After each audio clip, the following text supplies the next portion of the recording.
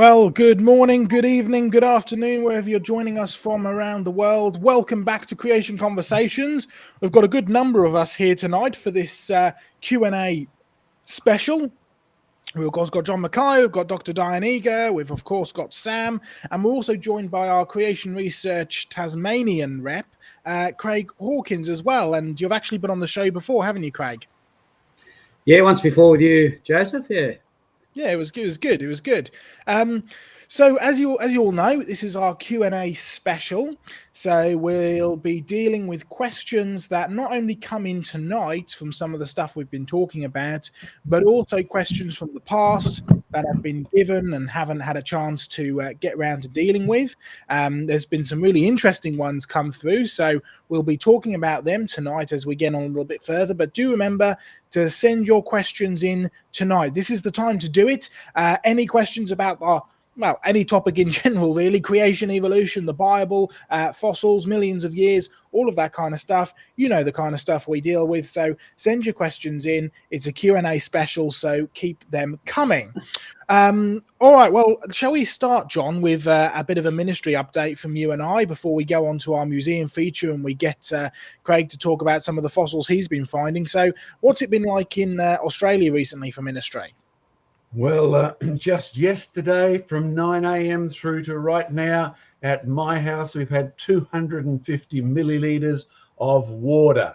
I'd say by the time I went outside after this show, it'll be 260 or 270. So we are wet. Well, fortunately, the water hasn't come in the house yet like it did last time. Jurassic Ark is a little bit behind us in terms of water, but it's totally cut off, but no damage at all. So thank you, Lord, for the rain. We'd appreciate a little bit of dry now to catch up with things. We've got a work day on Monday with some of our student volunteers coming, geology students from the university. So we're looking forward to a dry work day of training these young men. So that's about where we're at. Last week, I asked you to pray for my wife. She's now out of hospital. She's still a little bit woozy. And I guess having a gangrened gallbladder removed is going to create some not too long term, but rather difficult situations to deal with. So thank you if you prayed for my darling wife. Her name is Anne, and she's now down fast asleep. She's sleeping a lot in this last week and a half, but that's one of the best cures that there actually is. I'm pretty sure God built that in even before sin came onto the planet. And at the personal level, I thought I'd just show you one fossil that in the last week or so of cleaning up things, our assistant Trish has actually, Karen is our new assistant in the fossils. And look what she's been playing with. Okay, can you see that there? It's in layers. It's a thing. And if you want its Latin name, stromatolite. Okay, it's a layered thing. But as to what it is, the reason we have this one is it's unusual. A bit of the layer at the top has broken off. Can you see the unusual structure underneath? Now, I picked this up just west of Alice Springs. It's supposed to be 800 million years old, plus a couple of years since I picked it up, of course. But you might want to ask questions about the age of things today. You might want to ask about, do stromatolites prove when the flood happened or didn't happen?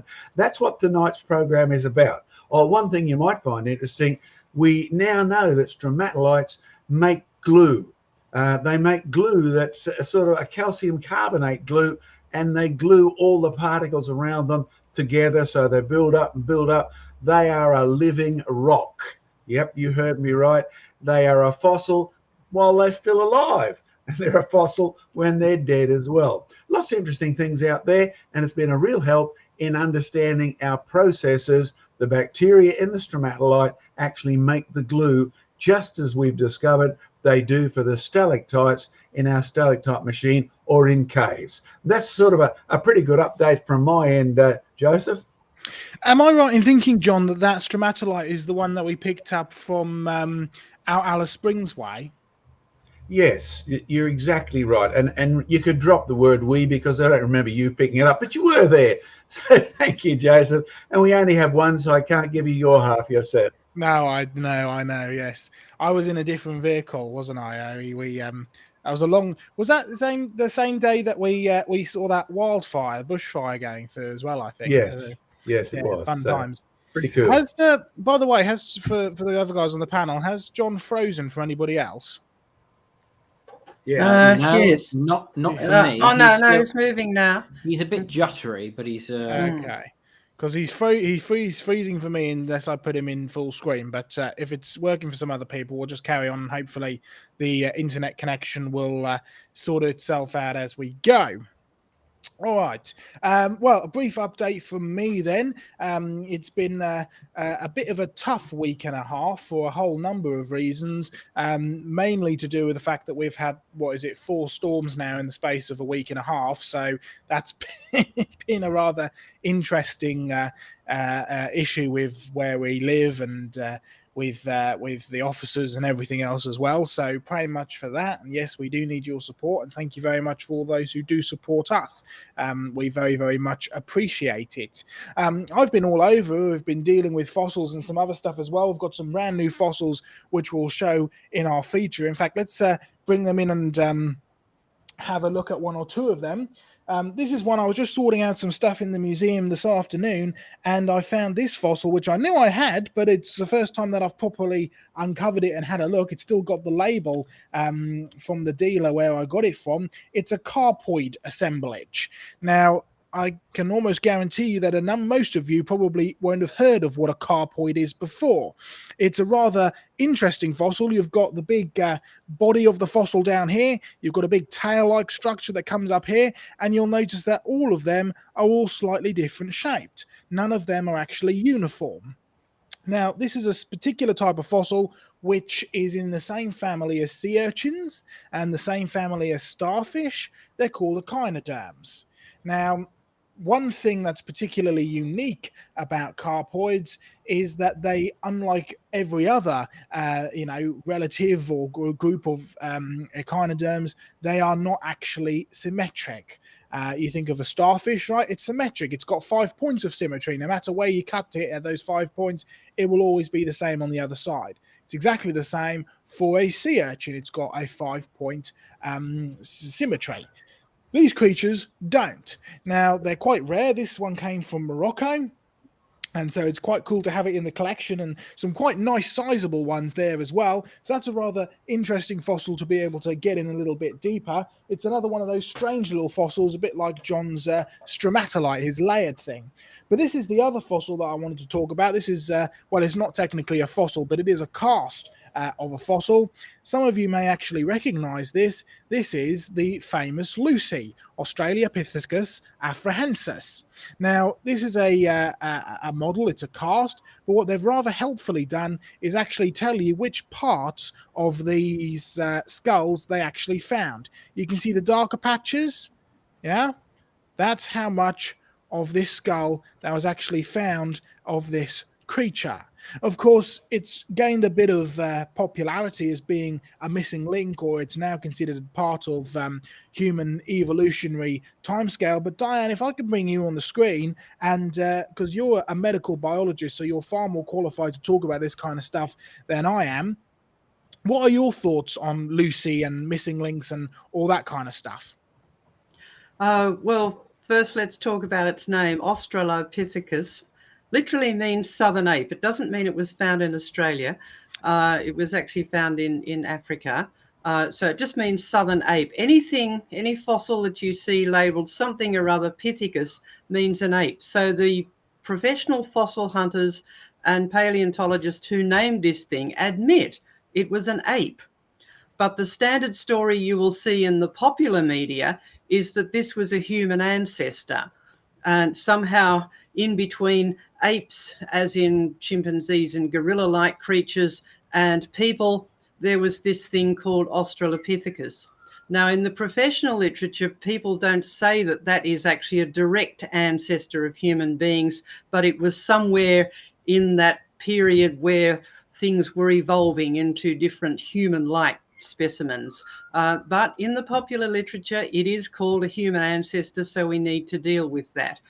Now, as you saw from the specimen that Joseph just held up, they didn't find very much of its head. And yet, if you see any of the reconstructions, they always have a body with a head, with, fully with full flesh and everything, as if they have found the entire creature. In fact, what they have found are a whole lot of fragments, and most of the rest is just imagination.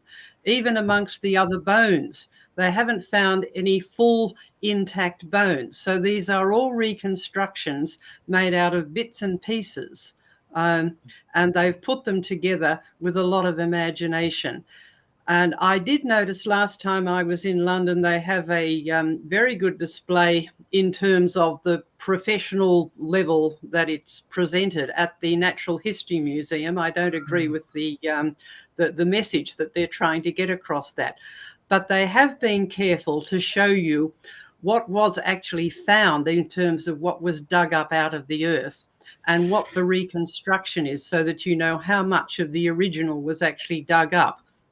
In a lot of these skulls, not only the Lucy skull, but a whole lot of other ones that are also called Australopithecus, and none of them are a complete whole skull. They're all fragments that have been put together. So keep that in mind.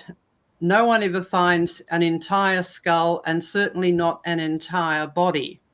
And anything that is called something or other Pithecus is just a very dead ape. And so it's not a human ancestor at all. There is no evidence to link this with humanity or with any other apes, actually. It's just another kind of ape. Great stuff. Thanks for that, Diane. Well, there's a couple of interesting museum features for this week. But Craig, you run the Creation Museum, the Creation Discovery Centre down in Tasmania. John, maybe you'd like to introduce Craig and a bit about the how we've got involved with Craig and everything, and then maybe Craig, you'd like to show us some pictures and tell us a bit about what you've been finding. All right. Got to meet Craig long time ago. He was still a student in those days, and we've been pretty close friends for quite a long time. And he found the whole idea, teaching, evidence of creation really helpful in his academic career. He first of all went into forestry, and then he's been very helpful with our Jurassic Ark, setting up the trees and giving us advice on why we were struggling to grow gum trees in Australia at Jurassic Ark. Good work there, Craig. They're doing much better now. But Craig also, and the team down there in Tasmania, he can tell us a bit about them, have set up the Creation Discovery Centre, and just in the last couple of months have been engaged in a project to actually put a fossil display of Tasmania dealing with creation and the flood. And in fact, that's probably enough introduction from me, Craig. Take it away. Show us some of the things you found in the past few weeks and give us a bit of a rundown. Yeah, okay. Well, hello, everyone. It's nice to be with you. And the Creation Discovery Centre in Tassie was just a bit of a dream that we had for quite a few years, and it's finally come together. It's not a great time to open anything really in a pandemic, but we've done that, and volunteers have helped man it, and it's been open to the public. We even had one chap just say in the last week or so that the Discovery Centre changed his life. So that was fantastic. That's the sort of thing we want the place to do. And the display for Tasmanian fossils is quite exciting for us. I'm, as John said, a forester by background, not a fossil hunter, but there's a number of us that have got a bit of fossil fever now, and we're hunting around Tasmania for various fossils. Joseph, how do we get that screen up now? All right, the screen is up on the screen's up on the thing now. There you go. Okay, so I really need to I'll start with that one. Those fossils there were found at about 700 metres elevation in Tasmania. So they've obviously lifted up a lot from ocean levels, and there's some fantastic shelled creatures. And there's probably a gastropod down there in the bottom right-hand side of the left side picture. So they're in absolute enormous quantities. We found a band of sedimentary rock there that must have had tens of millions of these fossils through them. So that's the sort of scale we're talking about. Obviously, there's a scallop shell, remarkably similar to a scallop shell today. Here's some of the guys that were helping us, Carl and Robert. And there's one of the fossils that they uncovered, and you can just see the mishmash of creatures throughout it, and there's just millions of these things throughout the area. And you can see in the background where the fellas are. That's for you Northern Hemisphere watchers. That's myrtle forest in the background, a bit of a snowgrass plain in the foreground, but in the background that's Nothofagus forest, or southern myrtle, and it's up in the highland area. Some of you would know the Cradle Mountain region, a World Heritage area down here in Tasmania. These are some of the fossils we found in a completely different area of Tasmania just yesterday. So the one with the 10-cent Australian 10-cent coin on the left there, that's the working muscle of a brachiopod that's fossilised. And just the fact that fossilised demonstrates that it was buried very quickly and very soundly, and then is fossilised from there. The one on the right, we're not absolutely certain of.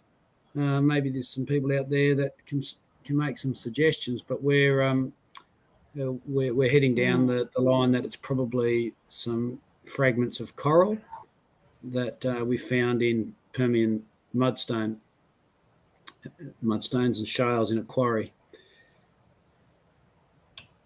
Now, Craig, can I interrupt here at the moment? Because remember, we did a field trip over towards Elephant Pass, and we showed it up in the video, Darwin on the Rocks. You may remember doing that. So, folks, if you want to see some of these fossil areas for yourself, you can download that as an MP4 file off our website. I'm sure Sam will put that up there. Go and click and download those. They're great material. But the point we were making in that video was that this is just an extension of the same fossils that we filmed in New South Wales and showed you the size of these deposits. And part of what you're doing, correct me if I'm wrong, is not only showing what fossils are there, but the continuation of these beds on a huge scale, correct? Yeah, well, what I'm finding particularly interesting is just how vast the amount of buried marine fossils there are across Tasmania. And as you've taught us, John, that this extends right up the coast of Australia, which is just an astronomical amount of buried marine creatures. And they're all very similar. I mean, you get these brachiopods, you get the corals, you get some of these scallops and gastropods and so on that are just occurring right through in very similar strata up an enormous area. And I think when we first met, one of the programs I developed then was called The World of Living Fossils, which is the reason why I no longer believe in evolution. The brachiopods, if they're still here, they look the same. Any that aren't have died out and have not been replaced by any new evolution. They've just gotten fewer and fewer living species. The same is true for the scallop shells. You've got in your Tasmanian Museum a beautiful big scallop. Remember, we got that up just on the edge of the highlands, and then the same rocks, and they are identical to modern scallops.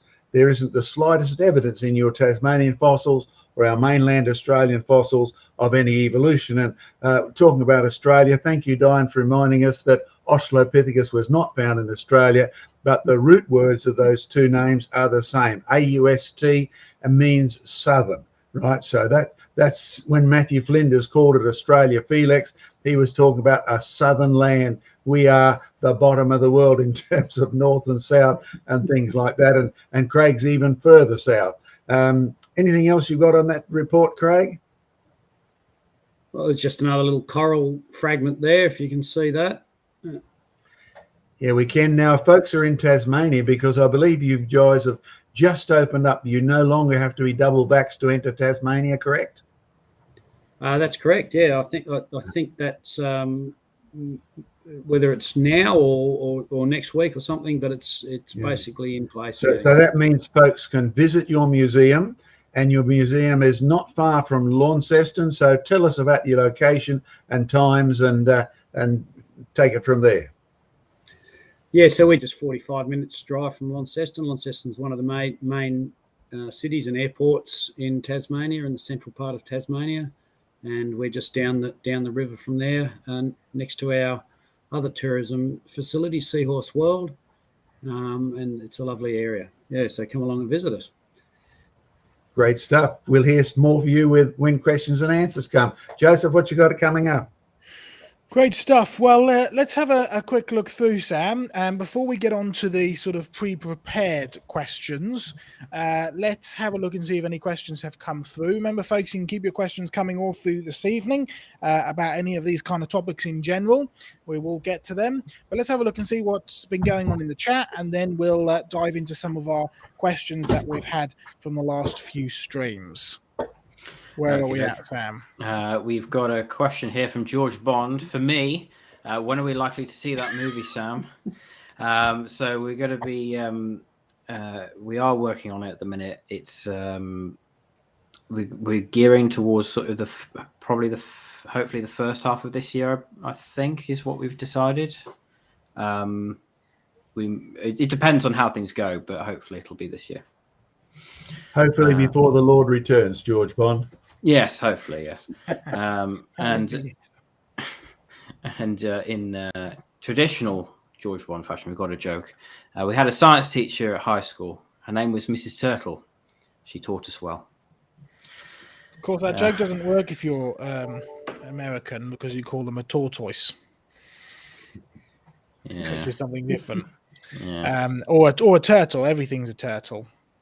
But we used to get very annoyed when we were working with tortoises, and people used to come in and call them turtles. But there we go. Anyway, do we have any questions? Yes, George did ask a question. Why don't creationists use O parts more often as evidence against you? Uparts. Uparts. Upart stands for out of place artifacts. Shall I comment quickly, John, and then you come in? Go right ahead. Yeah. All right. First and foremost is 1 Thessalonians 5:21, where it says, "Test all things, hold fast to what is good." The trouble is with a lot of uparts or out-of-place artifacts, so that's an artifact which is found where it shouldn't be. So examples of these that have been used are things like bells and chains found in coal, or human footprints with dinosaur footprints, or things like that, right? The biggest problem with most of them is that they can almost never be proved. You'll find the worst case scenario is that it was actually somebody claimed to find it back in the Victorian times, and they told somebody else, and that person told another person, and then finally another person wrote an article about it, and oh look, this is a story which is claimed to be true. Now you can't go around saying, oh well, they must have lied about it, but neither can you really prove that it's real. So you've got that at one end of the extreme, all the way to the other end of the extreme, where there's something that you can actually go and see. You can take casts of it. You can, take measurements and actually visually and scientifically verify it. So, and you'll find most uparts tend to lean more on the first side of things. They've either been hidden, or they're secondhand reports, or they've been destroyed, or so on and so forth. So the biggest issue with out of place artifacts, by the way, the very concept of an out-of-place artifact only really fits with an evolutionary millions of years timescale, because these are human interactions in stuff which is supposed to be millions of years old, and so that's your problem there, right? So it's only out of place if you reject scripture first and foremost. If you accept scripture, they're not out of place at all, because man has been here since the beginning, as Jesus said. But you'll find the biggest problem with these artifacts is actually proving they are what they say they are, and being able to go and visually verify it, as well as repeatedly do experiments on it. So there are a few ones which I believe probably were very real and very genuine, but the problem is now you just simply can't go and verify them anymore. John, any comments?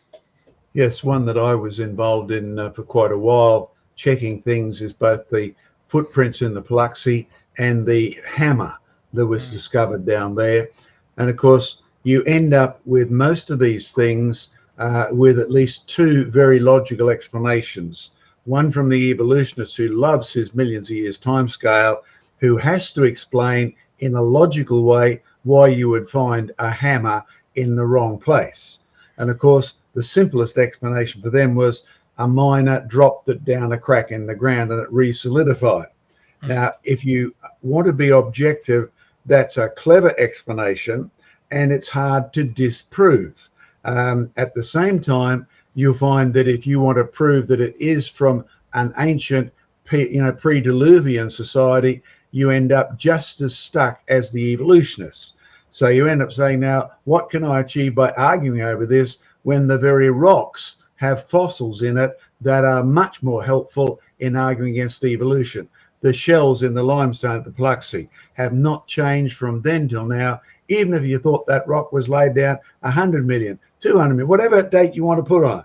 It is no use to the evolutionists. So in my debates, I find it very helpful to say, here's what the rock solid evidence is. No dispute about this. In fact, I'd encourage you, when you are sharing evidence, make sure that there is no dispute about the actual nature of the evidence itself. The evidence is real, and it actually conks evolution on the head. It'd be very nice to have an autographed signature by Noah printed on a beam of wood found on Mount Ararat, but we don't have that yet.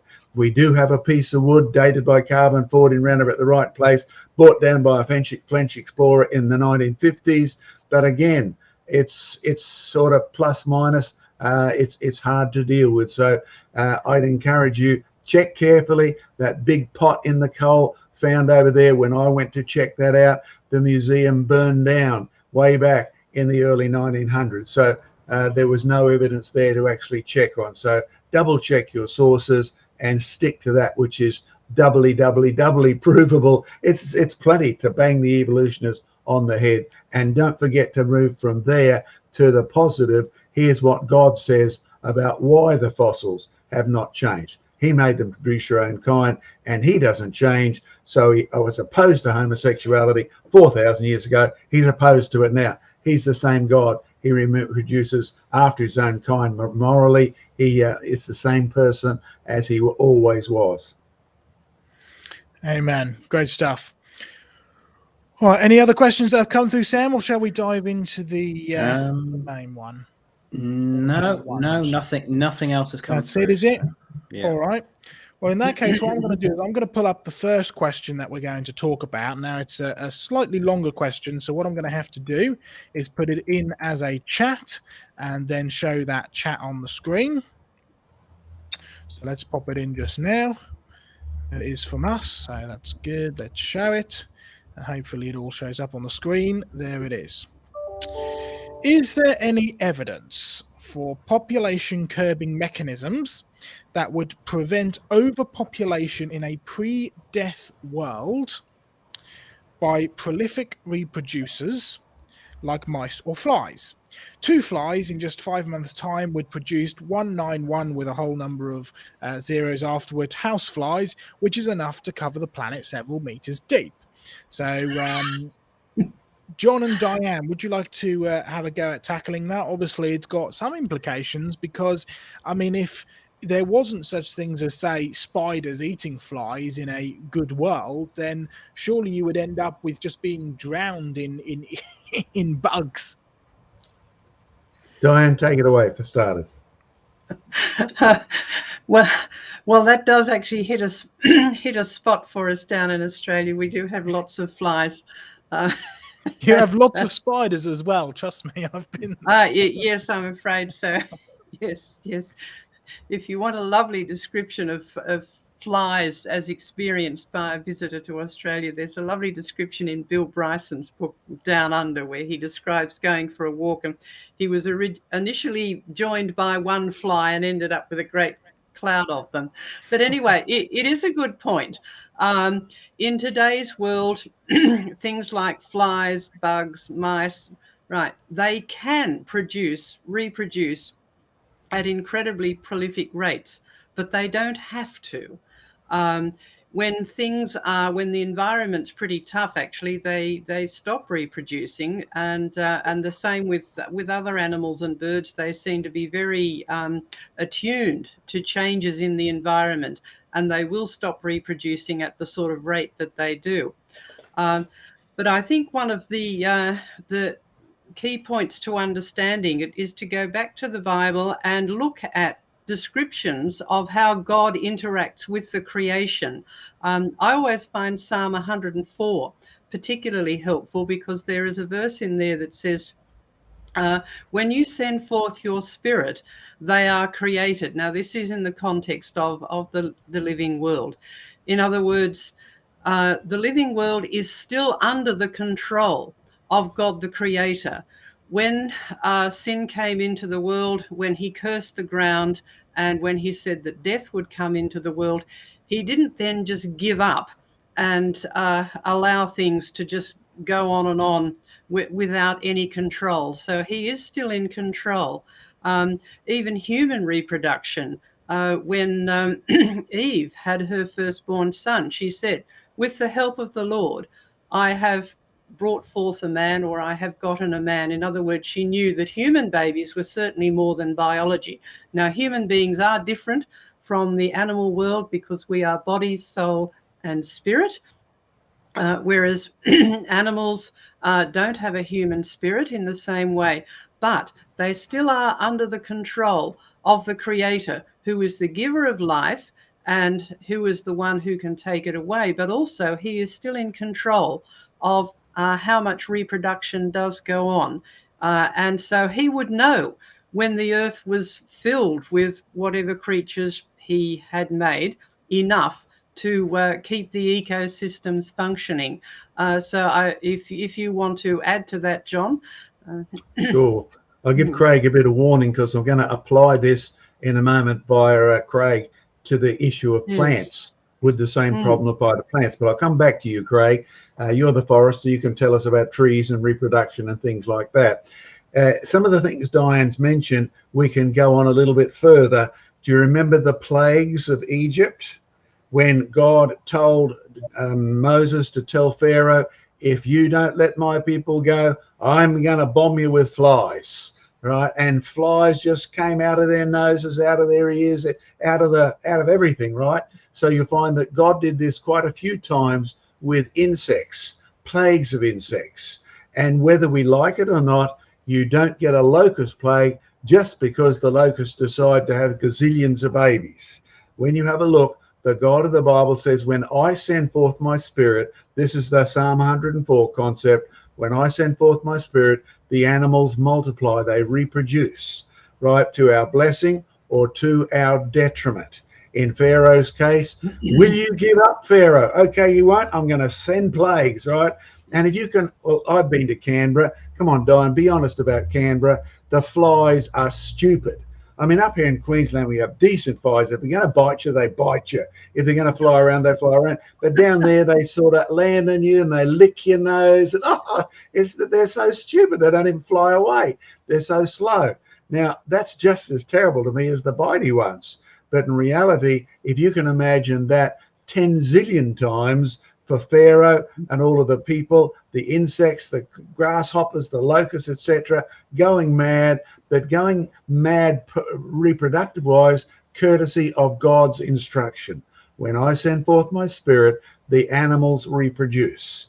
Okay, now, when you think carefully, the same turns out to be true for people.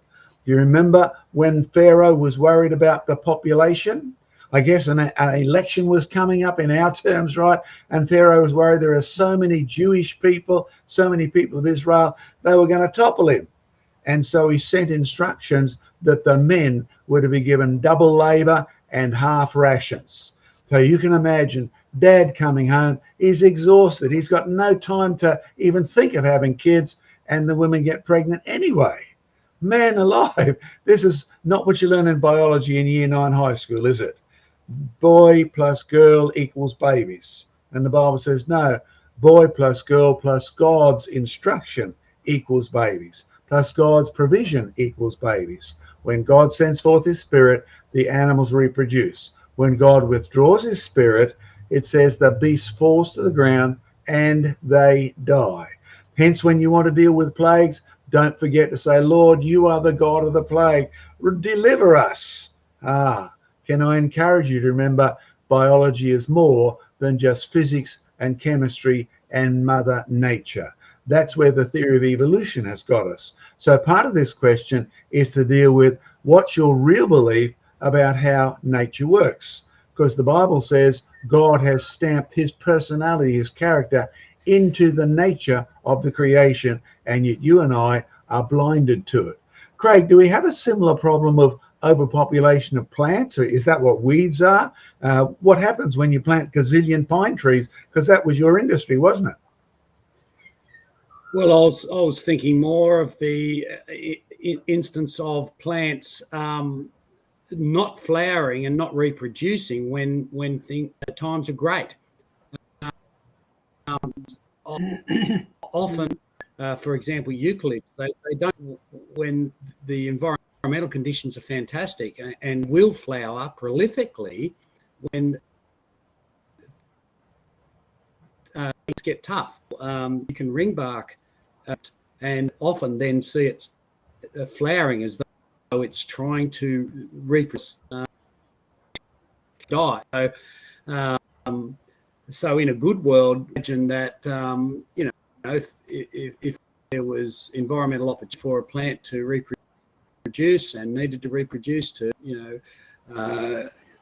keep its kind going, it would flower and reproduce as such. But if the conditions are great and the tree's living for 1,000 years or something, well, it probably doesn't need to be prolifically reproducing every year. So are you saying, Craig, it's got a feedback mechanism in it that tells it when it's good time to reproduce and when it doesn't need to? I think many gardeners would, just from the fact when they actually prune back and knock back their, that's the time they'll soon see it prolifically flowering shortly after, and that's basically saying when the plant needs to, it will respond to the environmental conditions out there. So in other words, if even in a perfect world, God has built some feedback mechanisms in to maintain a population as stable. That's really the takeaway line? Oh, I think so. Yeah. Okay, there's one other thought I'll add to this, because you see the question we sometimes get asked is, how many guinea pigs did Noah take on the ark? Because you take 2 guinea pigs on the ark and after a year you've got 10,000 of them. So there's a factor involved here just in the year on the ark. The animals that went on the ark, there's probably 2 factors involved. One is God is going to keep them non-reproductive. 2 ways to do that. He sends immature creatures onto the ark, creatures that are before their reproductive cycle starts up. Now, in terms of reproductive cycles in humans, did you ever notice the age of the people who got on the ark? Noah was 500 when you first meet him in Genesis chapter 5. And then it mentions he has 3 kids. 3 kids in 500 years. Something's going on. There's no birth control pill, right? There's a factor here that God is maintaining a population. Perhaps there's several things going on. One is, have you ever thought of, if you lived to be 900, how long were you a teenager? Were you a teenager 200 years? Heaven forbid. Can you imagine 200-year-old teenagers? But it might have been in terms of their reproductive cycle. Shem, what were they, 100 years old when they got on the ark? They certainly were, and yet they didn't have any kids. They didn't have any kids till afterwards. So perhaps the whole life cycle was stretched in creatures that lived before Noah's flood. So when you took creatures on the ark, 2 of each kind, they simply would have looked to you and me as if they were adult in their lifestyle, but they had not yet reached that reproductive capacity, and there was a good reason for it. They were going to be a year on the ark without needing kids at all. So God has built, just like in the plants, a mechanism that would inhibit the population. And lastly, have you ever thought of the fact that God gave Adam an instruction? He said, multiply and fill the earth. So in a perfect world where sin did not enter, think carefully. If Adam fulfilled that instruction, we finally got to the point where, from God's perspective, the earth was full, that instruction would be cancelled. There would be no further need for that instruction. How could God cancel it? Think carefully. Boy plus girl equals Babels. Wrong. That's naturalism. That's pure evolutionism. That's anti-Godism. The real reason, God plus man plus woman equals children. You've got to always keep in mind the picture is bigger than we could ever think. So yes, when it comes to flies, praise God, those Canberra flies have no chance of taking over the world at all. Even built into the climate. You come into Queensland, flies get a little bit more active because it can be a bit warmer up here, but as soon as it gets past a certain warmth, the wax on the outside of their bodies melts. Yay! And the sticky, silly flies disappear. They can't function. So there's automatic built-in programs that will stop this multiplication ever taking over. God first, us second, and then the principles God has built into the nature are there as well to inhibit population. I think that's probably enough on that one, Joseph. That's great. Thank you. Well, Diane. I have to Oh, defend Sorry, Canberra a bit. Back in the 1960s, Canberra was referred to as the place of blowflies and opportunities because it was growing then. But it is out in the bush and surrounded by a lot of sheep farms, and so there were a lot of blowflies, and they controlled them by seeding the land with dung beetles, so that can control the sheep droppings. And they had to do that again after the big bushfire that sort of raged through Canberra and all of the surrounding land and destroyed a lot of them. So again, it's to do with the a good balanced ecology will keep things under control. That's physically built in, as well as God has never lost control of the biological world, and we need to keep that in mind. In fact, Craig, I just thought of another question that might come out in here that people might find interesting, because you shared with us about, but I guess 2 things. One is when we were planting our gum trees at Jurassic Ark and getting nowhere. Here we are in Australia planting gum trees and getting nowhere. You shared that you have to plant more than just the gum tree. There's other biological features. Do you want to comment on that? You might be referring to the mycorrhiza, are you? Yeah. Yeah, so there's a lot of biological critters, the fungi and microorganisms in the soil that interact with the eucalypts and other trees and plants as well.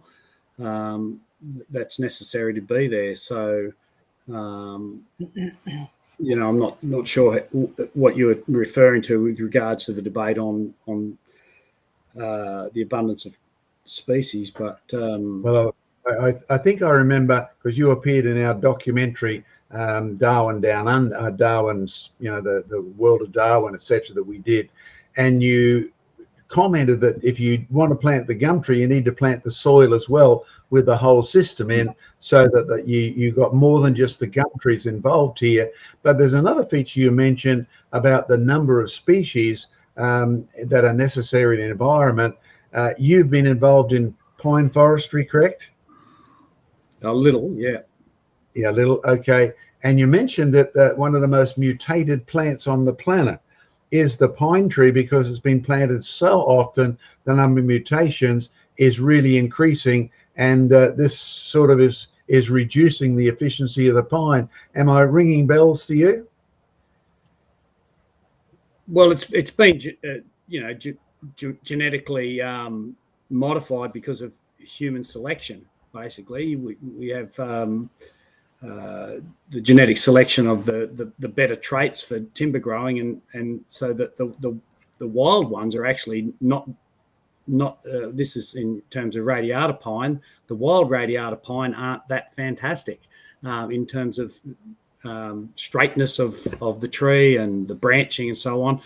But now the radiata pine is worldwide grown for its timber because the genes have been selected for those traits, and that means those trees are very at risk of disease and insect attack and so on because they don't have their original genetic diversity that can help fight back against some of those things. In other words, there's a feedback mechanism when we try to play God too. And it sort of bites against what we're trying to do if we try to increase the number of any one plant way beyond its normal role in the environment. Would that be a correct statement? Yeah, I guess it's been manipulated such by humans. I'm not so sure how we compare that to a natural system. Maybe if the natural system is selecting it right out down to the nth degree, then things become extinct. It's not really helping things to boom across the world as such. Okay, so no one's really asking about being overcome by too many pine trees, so I guess we can let that one rest a while. Joseph, what's our next issue coming up? All right, well, John, I'd like you to just briefly comment on this question, which we had come through at one of our earlier streams. And the reason why is because, of course, next time, everybody, is our birthday celebrations. It's been exactly 1 year since we started Creation Conversations. So we're doing a special broadcast, which will feature myself, John, and Diane. We'll be tackling one of our most popular topics each. So they'll probably include climate change. It'll include races and racism. We've actually got a question about that I saw come through in the chat a minute ago. So we'll, again, briefly deal with it this evening, but join us next time for an in-depth. But also, this has been a really popular topic, which has to do with this question, and that's the issue of giants, in particular giants and Nephilim. So, John, just as a little teaser, could you give us your thoughts on this? People at the time of Babel had technical knowledge from heaven via the Nephilim. And I've heard ideas that it was these Nephilim, these supposedly half angel, half human creatures that gave the technology to do the pyramids and Babel and all this kind of stuff as well. So give us a little bit of a very brief background and comment, but of course we'll be dealing with it much more in depth next week. Is that correct? Yep, that's correct. Give you the background. I was asked by a group of Baptist pastors because they were particularly being asked by their congregations about Nephilim, about the angelic beings, about mating with men, women, etc. What about them? So we spent 3 days, I think 8 sessions or so on this issue. No, you're not going to get that whole section now. But when it comes to what's been applied here, Babel, you have to be honestly biblical about the people at Babel. Who were they? It says in Genesis chapter 10 that everybody on the planet, including those who would end up at Babel, were descended from Noah and his 3 sons. Because Noah had no more children, then we are down to 3 sons, Ham, Shem, and Japheth. There is no Nephilim. If you look at the Nephilim in Genesis chapter 5 and 6, there were giants on the land in those days. They did not hang on to the outside of the ark. They did not swim for 370 days or whatever. You will find there is no Nephilim of any description that would have survived the flood.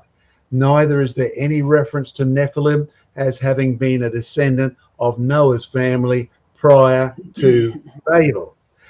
Where did they get their information from? Think carefully. Noah had built an ark single-handed.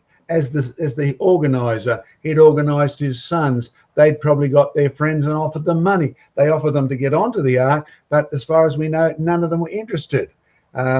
They would have utilized their talent.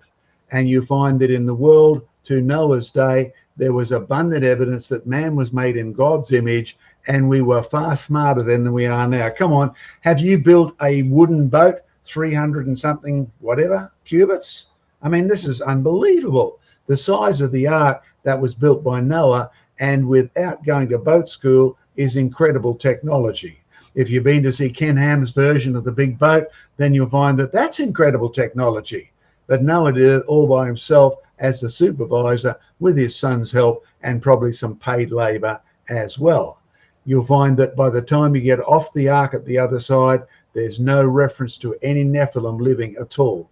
So by the time you get to the Tower of Babel, within a couple of centuries, is there any reason to invoke giant information? I mean, what are you doing? You're gathering up bitumen to coat the ark, to coat the tower, to coat the bricks and stick them all together. I'm sorry, the technology of the Tower of Babel is nowhere near as sophisticated as the technology of Noah's Ark. So I'm going to put a big cross on that one. There's no need for information from Nephilim, even about the tower going to heaven. It got to be 7 stories or so. We're led to believe from many ancient legends it was still there in terms of the Greek society who report the structure being left. It's a big hole now. Go to Google Maps, search the Tower of Babel. You'll find the big basement there. You'll find the locals say, oh, we took all the bricks to build our own houses. But then that's what they did to all the castles in Scotland and England as well, once castles became useless. So I think that's probably as much as we need to say, but look for more next week. Absolutely. And you'll find we've already had a program. It's one of our most popular programs on the Nephilim and on giants and all of that. We'll do a lot more detail and a bit more of a Bible study next week. So join us for that. All right, let's move on to another question here. Let's see what we've got from the last. Yes, John. Let's deal with this one because we were actually discussing about this just a couple of nights ago. By the way, last night for me here in the UK, whatever time it was for you there, John and Diane, we recorded 2 more episodes of our special Creation Research Evidence News. It was supposed to be 1 episode, and I had in my mind, I've got a good idea. Let's get John to briefly comment on the sort of Russia-Ukraine conflict that's been going on, because John, I know he's been over to Eastern Europe just after the Iron Curtain fell and did a load of stuff around there. So it'd be good to get his perspective on it. And of course, the 3-minute clip that I was thinking about turned into a 30-minute clip when John actually got to the end of it. But it really, really good content. So we've decided to split them up. We are putting out a Creation Research Evidence News this evening. It'll be going out after Creation Conversations, about 11:30 UK time, 11:30 in the evening UK time. And at some point early next week, we'll be putting out our next Creation Research Evidence News, the main one, with lots of topics featuring Diane Eager, of course. So do catch up on that after the end of this and as it comes out in the next couple of days. But John, let's deal with this question here. It was a comment that came through on one of our previous streams. No rain before the flood is pure speculation, said our commenter. Would you like to talk about that? Sure. Just a brief commercial if folks want to get a heads up on the issue that you cornered me on for the Russia issue. That was the first time we dealt with prophecy, as it was in the days of Noah. Who is 666? Who is 777? All of those sort of figures, you'll find that a brilliant heads up. And Sam, you might want to put up our where they can download that from as a video file. You'll find that a very, very helpful one, as it was in the days of Noah. Okay, so what we're going to do now is answer the question concerning rain, because traditionally, I guess you have to say, amongst those who believe literally in creation, the attitude has been, on day 1, the world was created covered with water. On day 2, the waters below are separated from the waters above. Point to be made, Noah's flood was the second time the world was covered with water. This is the first time. The world was created covered with water. On day 2, that water is split and you end up with waters above and waters below. On day 3, the dry earth is brought up from underneath the water. and anything that's on the outside must go inside, hence your traditional understanding of the waters below. And by the time you get to Noah's flood, that waters below the earth will crack, and the fountains of the deep are recorded as pouring out, as being a major contributor to the flood, as well as the heavens shattering, the heavens breaking, and the rain coming down. Now, by the time you get to Genesis chapter 8, when it talks about in the 600th year of Noah's life, in the second month, on the 17th day of the month, you're starting at verse 11, and it says the heavens broke open. Now, that is the first reference to rain. It rained for 40 days and 40 nights. Now, we've only had 2 days rain here, and already we're up to 300 milliliters, or millimeters rather, of rain just around here. We wouldn't want to see another 38 days of rain like it is at the moment. Perpetual rain. It's quite mind-numbing, really. My dogs have got nowhere to go. The kids that visit, they're bored because everything outside is absolutely damp. But Noah is the first reference to rain in the Bible. The previous reference was negative.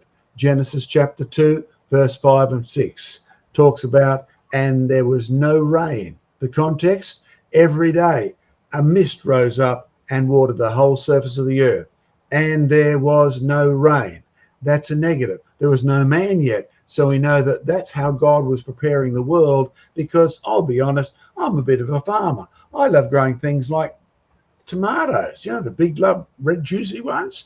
Now, my tomato plants respond beautifully to mist. They don't even like a harsh hose.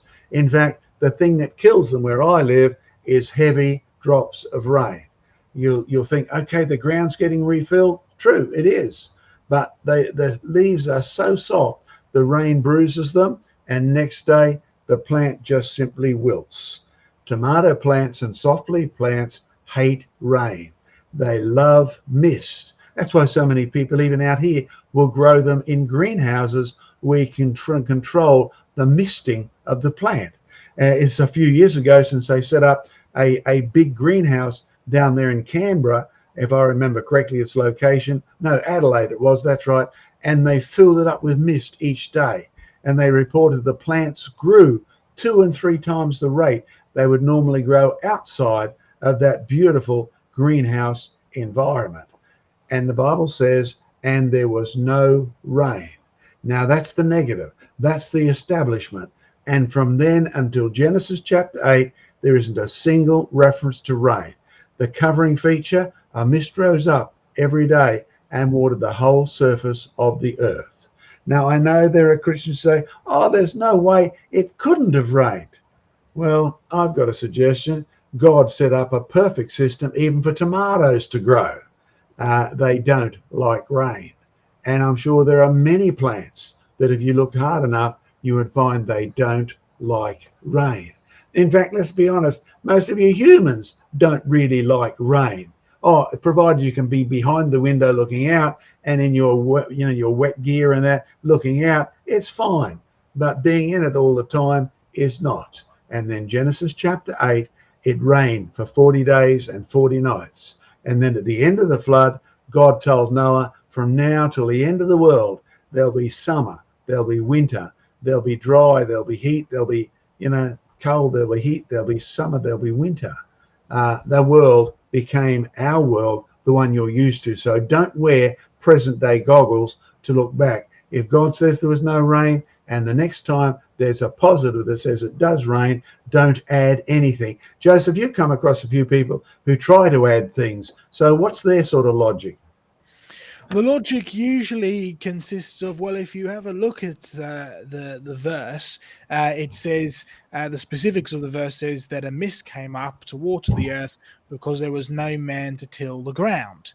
And they say, oh, look at what it's implying. It's implying that the mist is only there because there's no man. Once there is a man, then there doesn't need to be a mist, and so you can have rain. That's one argument we've heard. I've heard another argument where you've dealt with already, which basically says, there's no way that you couldn't have rain because the whole hydrologic system, the meteorological system, is based around rain. And of course, you've got to remember, well, what can we observe today Well, the only thing we can observe today is the hydrologic system or the meteorologic system, which is in place today. Now, has something massive and significant that may well have completely changed the entire workings of the hydraulic and meteorologic system happened in Earth's past? Yes, it's called a global flood, right? It's going to massively change the way that water works on the Earth, and it's going to massively change the way that water works in the atmosphere as well. So you can't really use today's system and say, oh, look, in today's world, we couldn't have a mist coming up and watering and working out everywhere over the planet, simply because we have a hydrologic system and a meteorologic system which is a mess. I mean, let's face it, if we had a working meteorological system, we wouldn't have deserts. We wouldn't have, polar caps and ice caps and glaciers. It would be a good world just like God created it. So don't, be careful of falling into the trap of using a cursed world to try and describe a non-cursed world, or try and work out the mechanisms of how a non-cursed world worked. But John, do you want to comment on that little bit that I started with about what the way that the Bible verse looks? Could it mean that, there was no rain because there wasn't a man, and now there is a man, it does mean rain? Is that really what it's implying? Okay, you have to think of the immediate context. This is at the best a reference to the day before man was here, right? If you argue that way, it must refer to man appearing on the planet, so the whole system changes. What had God done in the preceding 5 days? On day 3, he had set up a garden system, a botanic gardens all over the planet like you can't believe.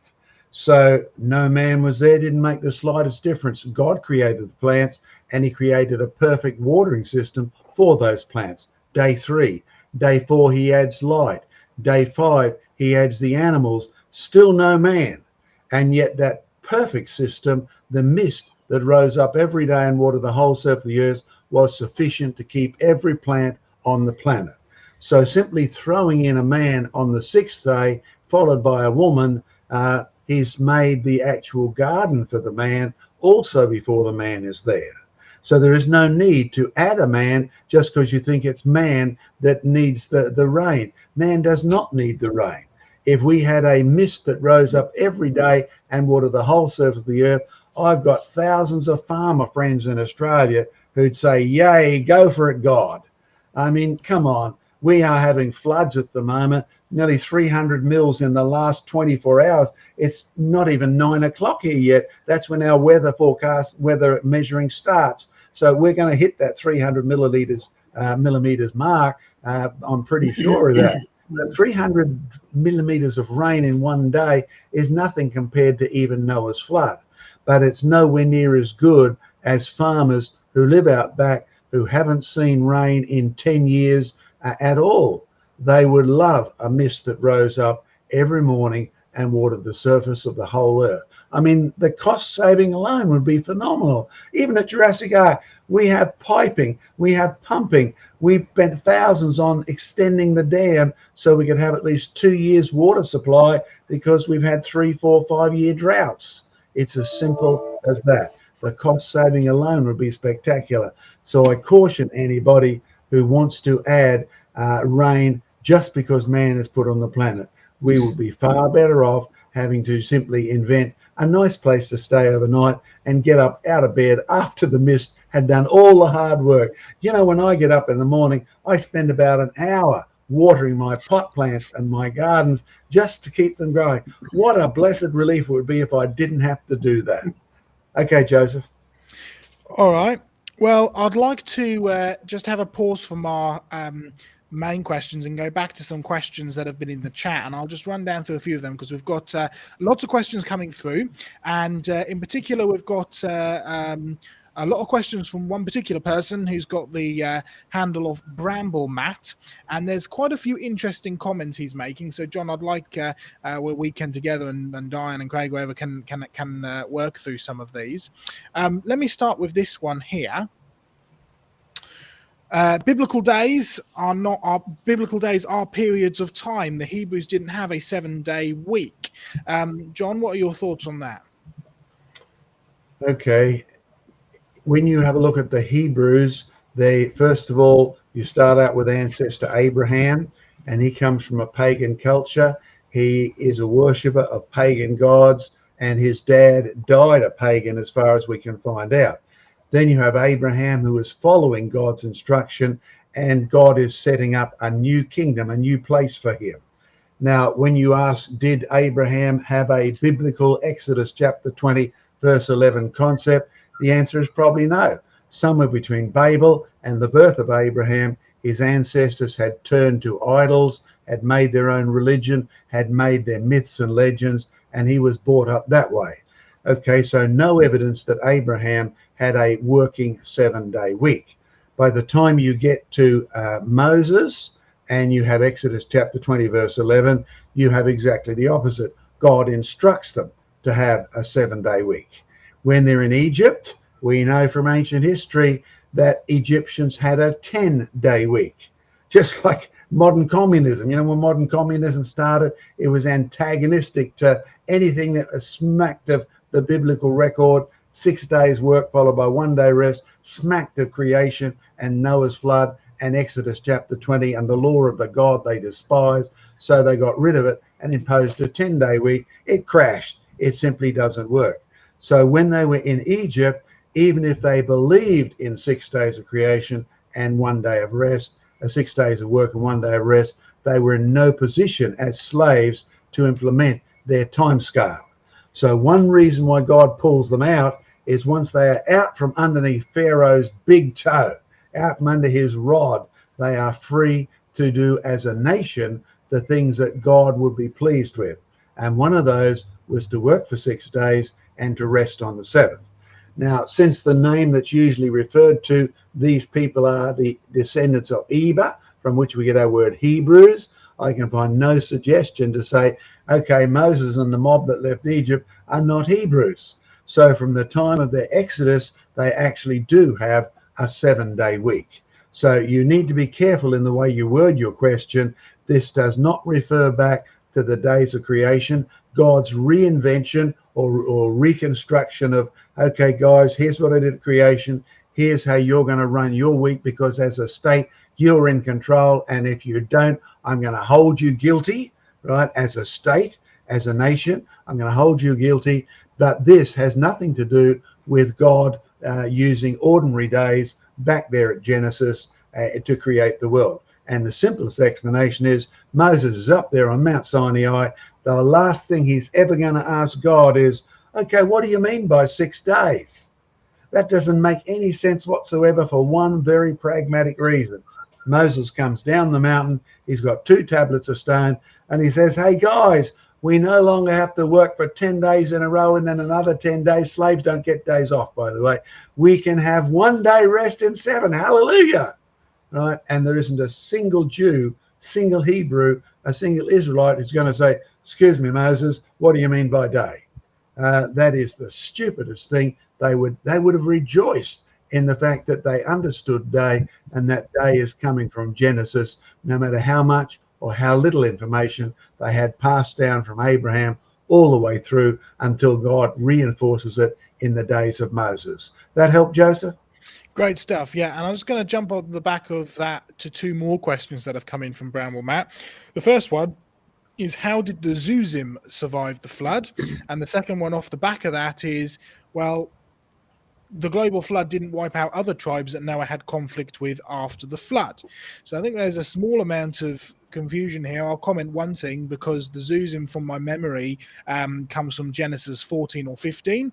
It's a very, very brief mention, and it simply just refers to a time after the flood where Abraham is recording some of the dealings that some of the kings had. They lived in the land of Ham, and that's the only reference to them. So there's no reference to them, to my knowledge, John, correct me if I'm wrong, of the Zuzim or the Zuzites before Noah's flood. And it's the same for the tribes and the people that had conflict with the descendants of Noah after the flood that's recorded at the time of Abraham, and so on and so forth. But John, what's really going on here? Are these other tribes, people groups that managed to survive the flood, or are these all descendants of Noah? I mean, can you give us, if you can in enough time, a very brief look? And by the way, we'll be dealing with races and stuff next week, so join in with that. But just give us a brief look, John, of the timeline and the history here.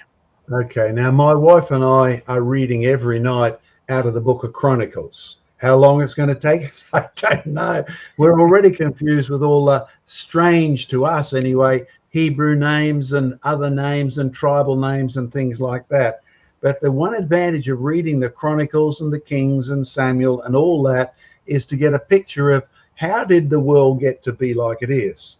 Because the Bible is emphatic. You get to the end of Noah's flood, that the only people on the planet are those descended from Noah. Everybody on the planet is a descendant of the people that were on the ark. Reread Genesis chapter 6, 7, 8, 9, and 10, right? You need to actually get that perspective and stop saying, oh, Abraham encountered this tribe, the Zuzim, they must have survived the flood. No, sorry, everybody on the planet is a descendant of Noah and his 3 sons. So you'll find that Ham gave rise to those who become the ones that live in Egypt, and hence the name that comes back to us. Ham means hot. Egypt is hot. Egypt has got black people. Ham equals dark. So you get around, and that's the connection there. But Egypt did not survive the flood. The pyramids did not survive the flood. These are all post-flood structures, all part of man's continued rebellion. And whether you come across the Anakim or the Zuzimim or the Vegimim, these are all tribes descended from the descendants of Noah. So there's the confusion. The fact that the archaeologists say, oh, these people were living here. The fact that even some so-called biblical scholars say they must have survived outside the ark, which leads you back to one thing. Noah's flood couldn't have been worldwide. The people must have survived up a valley, up a hill, somewhere else, or built their own little boat. Either way, Noah's flood is confined rather to a section in the Middle East somewhere, and the Bible is emphatic that all the highest hills under the whole heavens were covered. Old Testament and New Testament. The world was destroyed catastrophically, Peter says. There wasn't a trace of that first world left. So nobody survived. Everybody post-flood is a descendant from Noah and his 3 sons. Thanks for that, John. Great stuff. I'm just going to bring up one last comment for you to deal with, because it should be a nice and quick and easy one, and I'll give one quick solution to it as well. Is a question that's just come in, and then we'll go back to some of our questions that we had from previous streams. He's come back and said, don't forget the ancient Greek word for world wasn't the globe that we know. Of course, we're not actually talking about Greek words here. We're talking about Hebrew words here, particularly in reference to Noah's flood. So I believe one particular word that is key here is marbul. So can you give us a bit of background to that and how we know that this is referring to a global flood? Okay, you'll find this Hebrew word in several places. And the first, of course, is in Genesis chapter 6, 7, 8, 9, and 10, the one we refer to, because the Hebrews had it's different from English. In English, we use a noun, a naming word, plus usually adjectiving or adverbial descriptives that go around it. So we had the flood of 2011. We just don't call it, okay, the Gympie flood, right? Even that would have a descriptor. So we need at least several words to describe the flood we're talking about. We had a major flood in Gympie in 1999 when I was a boy and used to go to Gympie. The flood waters rose 70 feet. I watched, it's unbelievable, came right up and went right over the bridge. And all I can think of, well, that was the flood when I was a boy. Now that's about 10 words, and I have to do that. Now, there are other ways of using language, and in this case, the Hebrews don't use an adjectival description. They don't say Noah's flood, they say Mabul. And they have another word for every other sort of flood. There's the flood that covered everything, Mabul, and then there's the yearly floods of the Nile. or the local floods of the water flooding down the river before Joshua crossed it and being held back, etc. So one word for Noah's flood, and it appears in Genesis chapter 8 through 11, and then you'll find it again in Psalm 29, where it says, the Lord sits as king of the Mabul, and he sits as king forever. The Lord will bless his people with peace, and he'll judge those who aren't his. So read up on your Hebrew, read up on your word Mabul, and you'll find that it really doesn't matter what word the Greeks had for world, because the Bible, the Old Testament, wasn't translated into Greek until 300 BC. It's been very helpful in trying to get a backwards look at what they may have meant in Hebrew, but in reality, the original stuff, as far as everyone can find, is Hebrew back there, or a pre-Hebrew sort of script even that we can read from, and Mabul is the key. I just thought of a question that Craig might want to ask, because Craig's our tree expert, and I found it very fascinating wandering around Tasmania with you, Craig, going up doing some fossils and all of that. You pointed out one of your wattle trees. Now, when you've come to Queensland, one thing we don't have at Jurassic Ark is a wattle garden. You know, that beautiful one with the yellow flowers and all of that. And we don't bother planting wattles because they're dead in 4 or 5 years. Most of them just simply are bored to death. You know, with the borers will kill them off real fast. And yet you showed me down in Tasmania one wattle tree that I couldn't believe, because it was the same as the wattle we have, but it was an enormous tree, and you said it was used for timber in Tasmania. What's the difference between your climate down there and the rainfall and all of that, and our climate up here that makes that wattle tree go so well down in your environment? Well, we do still have wattle grubs down here, but they don't seem to impact the silver wattle is probably the one you're referring to, but also blackwood. Yeah, I was amazed when I first moved to Tasmania that the 2 to 3 metre high shrub that we saw in northern New South Wales and up into Queensland where you are grows to a 30 metre high tree down here, and lives a lot longer. So it's not just living, you know, sort of 6 or 7 years. It's living a lot longer than that. So it's the environment, it's the climate, it's the absence of borers. What is the whole picture there? Because after Noah's flood, the climate changed dramatically, but there are still places where trees grew really well, but those places are getting less and less and less as the climate changes. So what is the difference, say, between Queensland or northern New South Wales and Tasmania that makes such a difference to the height this tree can grow? Yeah, well, it's all those things you've said, really. It's the well-drained soils down here as opposed to what you've got there at like Jurassic Ark, for example. It's the regular rainfall we have in Tasmania. It's just a much better environment. It's a much better climate for that particular plant. Right, so environment is key to population and to size as well, which is a clue both to people, their size, and to plants and the luxuriousness of it. So when the people of Israel marched from Egypt into Canaan, it was described as a land of milk and honey, even with the grapes like this, right? So the climate does make a difference, and there's no doubt about it. The good to bad to worse picture is a progressive one that's affected everything. So Joseph, sorry about that. Back to your question again, please, Joseph, because I've totally forgotten what it was. Well, the question that I last put up was about the ancient Greek word for world. So we dealt with we've answered that one.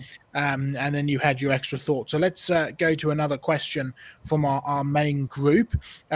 Let's put up this one and see what we can do with this. Is there a difference between water layers and rip currents? This was a question that was asked off the back of our program we did a couple of weeks back, where we were looking at water layers and we were looking at the brand new chiastic flow that we were finding in the strata machine and stuff like that. So, John, do you want to have a talk about that? And you also notice they've put a little reference in there, Psalm 8, where it talks about the paths of the sea. So take it away. Okay, I love the Bible reference because the first time I came across this was with the guy who invented the torpedo. who was actually also a sailor, a naval man, and prophesied really that there'd be secret pathways in the sea based on Psalm 8. And it certainly turns out to be true. So by the time you get to the Cold War, the Americans have made full use of this American's discovery or prophecy about pathways of the sea, because they were sailing their submarines on some of these secret pathways and getting right up close to Russia to have a peek sneak. Look, probably something they'd like to do now, but Russian technology's got a little bit further ahead than it was then. So you'll find that the secret pathways to the sea definitely do exist, and they're going all over the planet. And if you know where to get on, then you can just sail for free all over, regardless of which way the tide is going, regardless of which way the other currents are going. So we have currents going around. We have the Atlantic currents. We have the, all of these currents. We have in Australia, we have an Eastern Sea current, and these mingle and match and all sorts of things. But the question is really about our strata machine and the experiments we did on that and showed 2 weeks ago. Well, good news for those of you who didn't get to see that program.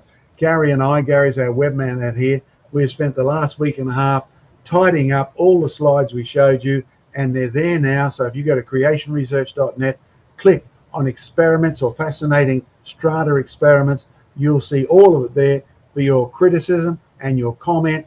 We appreciate both of them. So have a good look at it. We're trying to get this as impressive as it can be, because there's a lot of Christians out there who still think millions of years and the bottom layer got there first, whereas all of our experiments tell us exactly the opposite.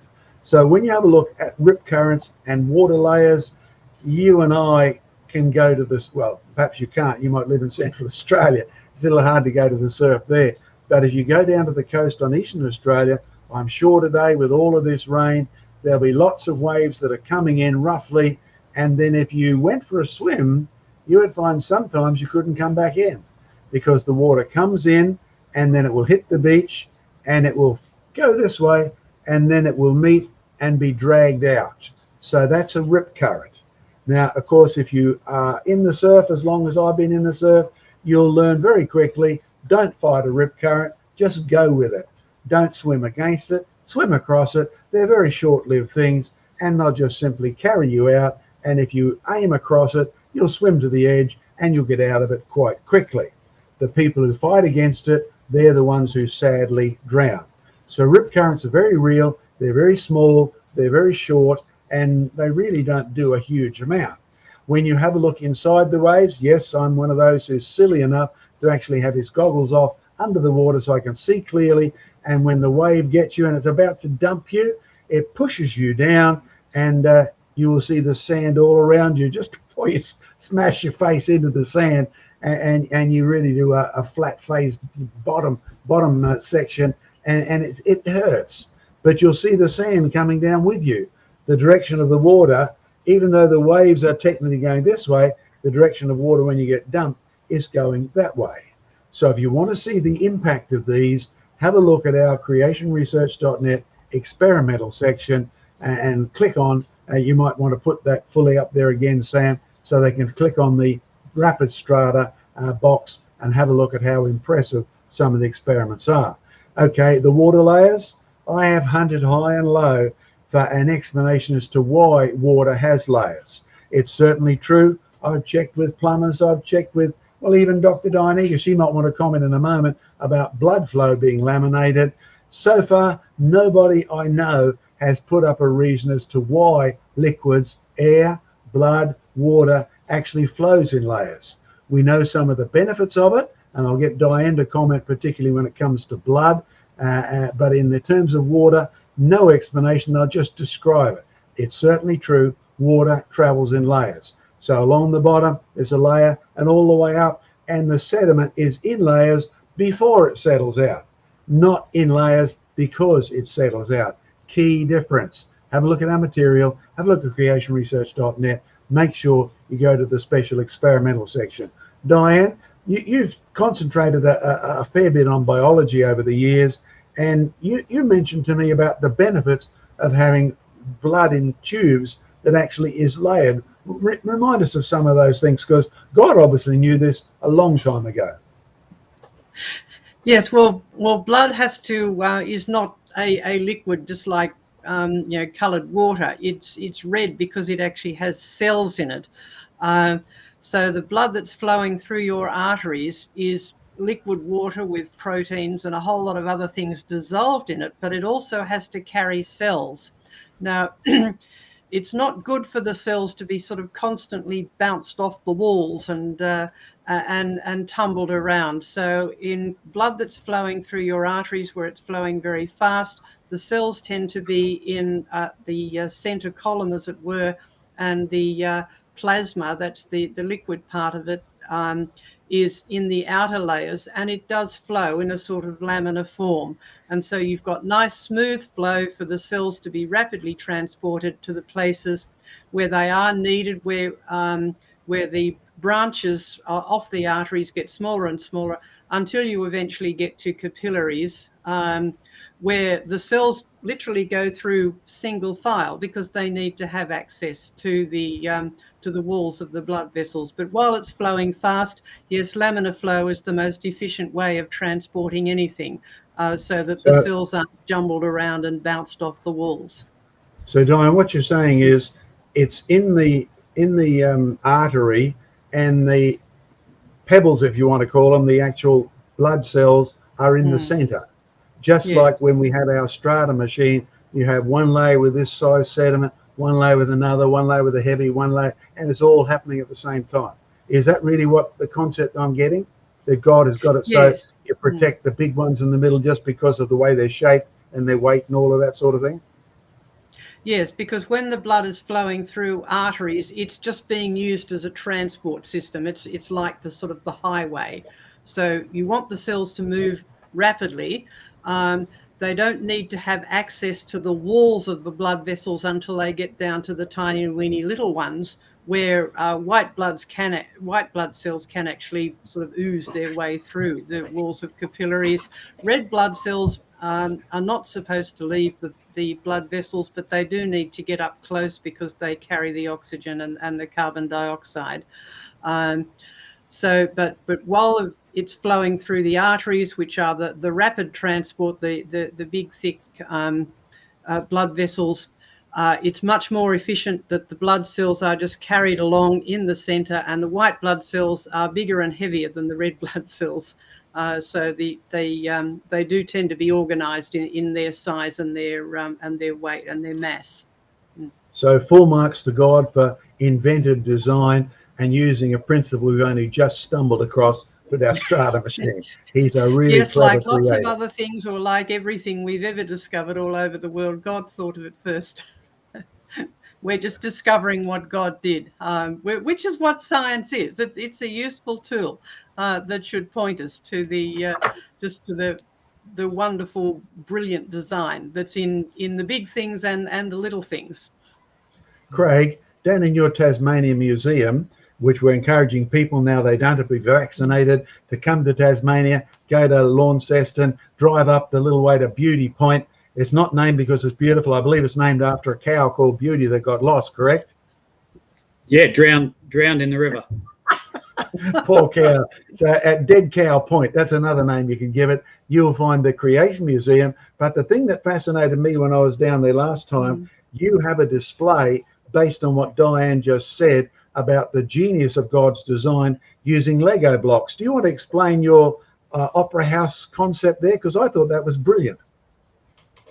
Yeah, well, it's just a very simple display. We bought two large Lego opera house sets, and we built one using the intelligence we've got, I guess. And we just poured one into a tank and made the suggestion, well, how long would it take you to shake this and jolt it to the point that it would build itself? And really what we're asking people there as they look at the display is which one was put together with intelligence. And it's an obvious answer, but living cells can't put themselves together either. But that's what people in the evolutionary sense at some point believe must have happened. It's true. And now, if folks come to Beauty Point, they can get into your museum Monday, Tuesday, Wednesday, Thursday, Friday, Saturday? Yes, at this point, we're going into winter. We may shut it certain days during the week, but we'll open it if people get onto us in advance and let us know they're coming. I think we you ought can to pray for Craig too, because he runs a tourist resort right alongside of it. And with COVID, it's been tough, hasn't it, mate? No crowds allowed into Tasmania, no tourists, no Japanese with all their cameras, etc. So Craig's on just a little bit of a bounce back there. He needs your prayers. And you have helpers running this as well as you, Craig? Yeah, we've got probably about a dozen volunteers that help man the centre. So that they've been fantastic. So for those of you who are the helpers who are watching today, because Craig and I talked about that yesterday, welcome aboard and come on board every week. Joseph, back to you. Yeah, I really like that idea of the Opera House thing. I think we should get one here in the UK Museum and probably do something like, I don't know, Tower of London Lego kit, or Big Ben Lego kit or something like that. I think that'd work really well.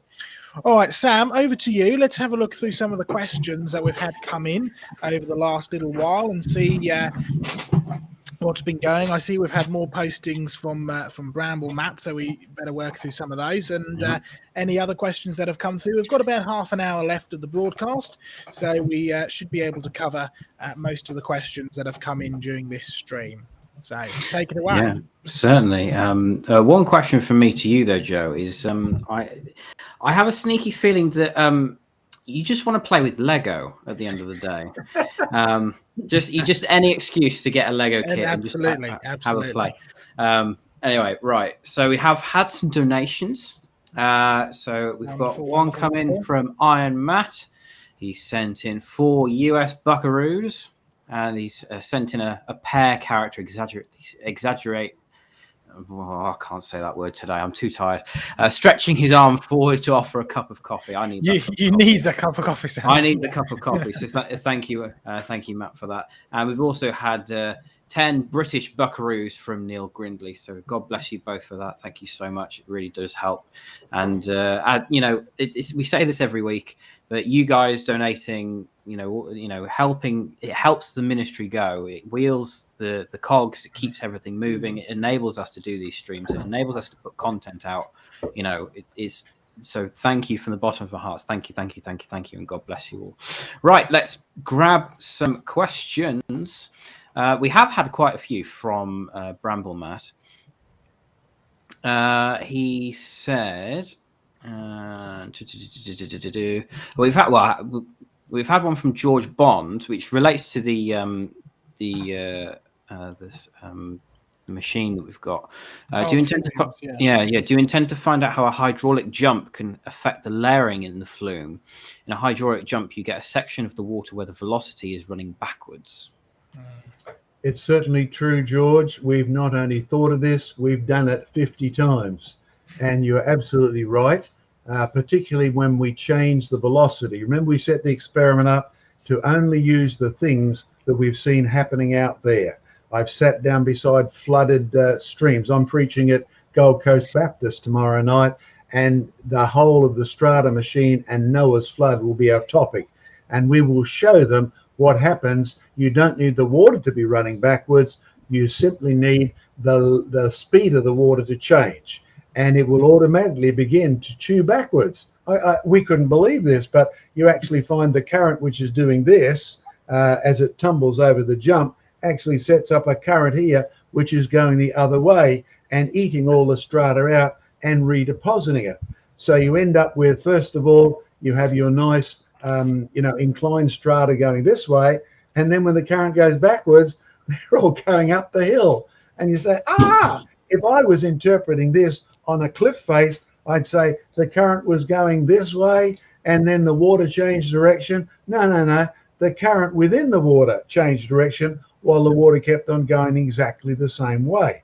There is a really important question here, George, and it sets up some of the most magnificent structures that we would totally interpret in the wrong way. Changing just the velocity of the current sets these hydraulic jumps up, sets them backwards, and enables us to show, hey, this didn't take millions of years. It didn't take a river running the opposite direction.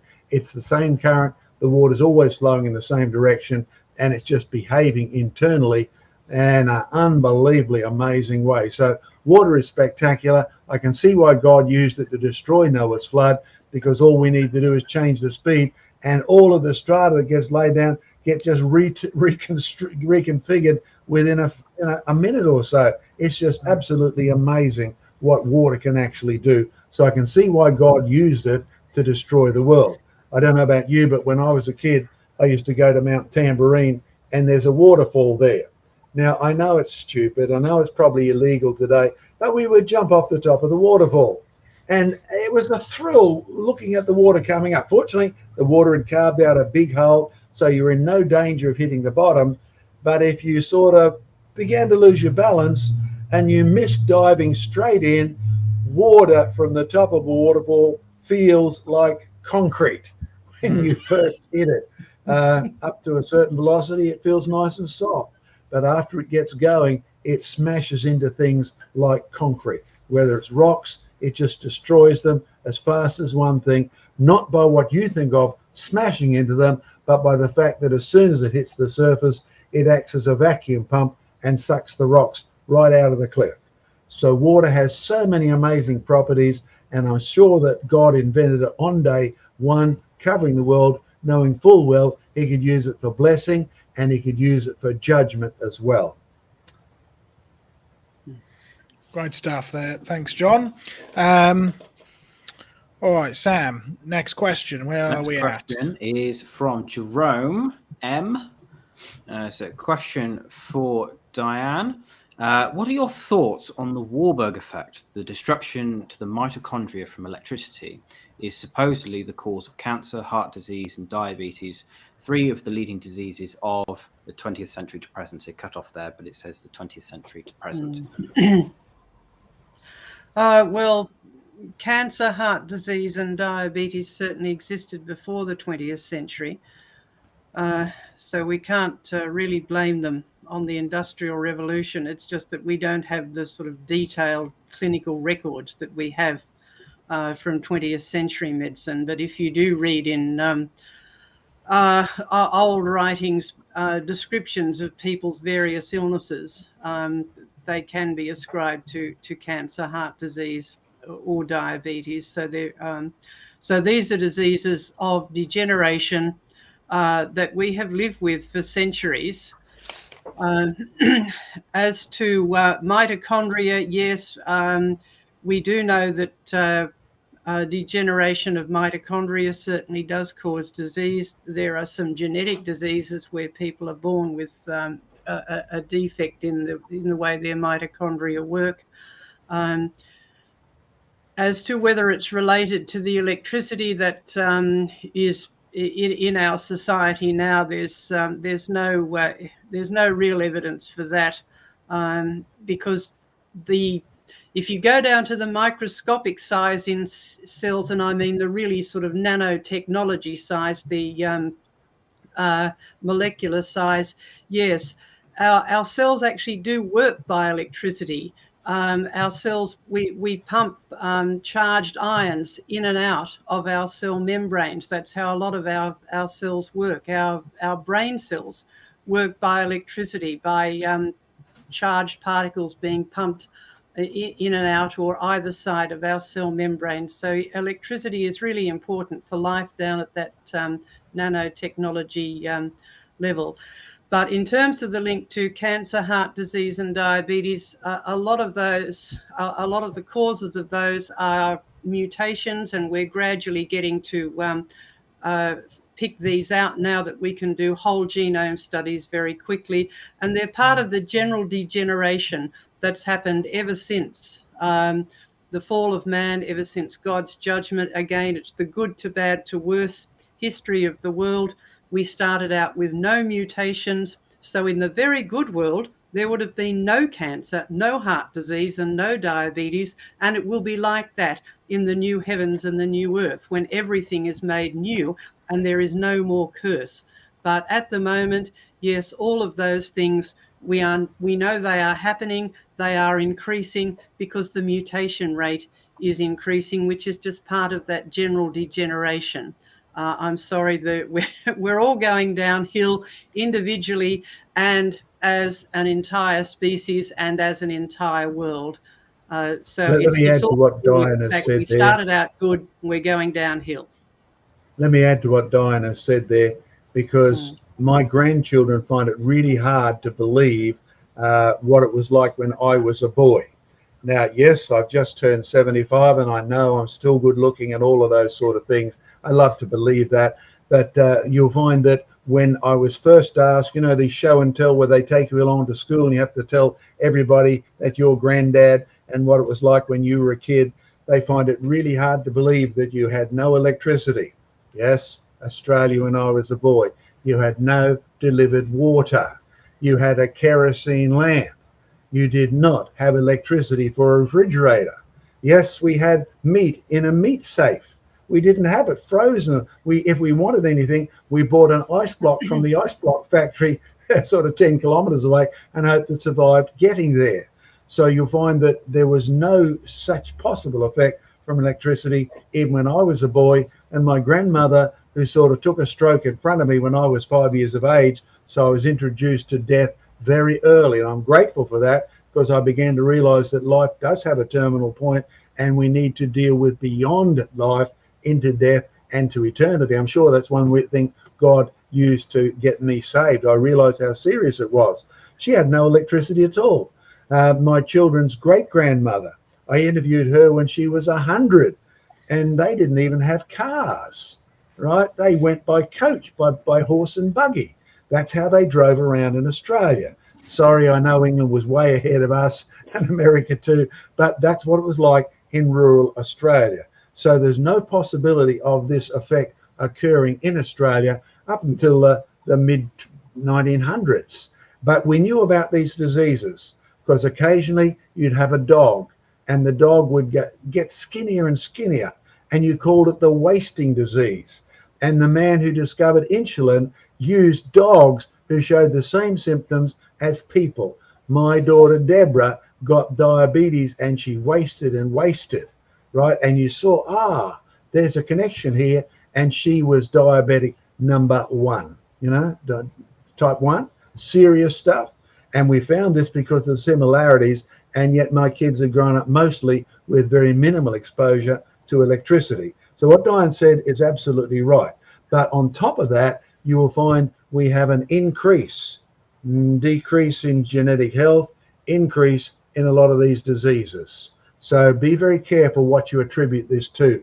5G may not be as serious as what is claimed by its opponents, but nevertheless, the use of many of these things in our society is not helping us overall. Even though our technology is getting greater and greater, there are more people suffering from many of these things, largely because the real history of the world is not evolution. It's good to bad to worse.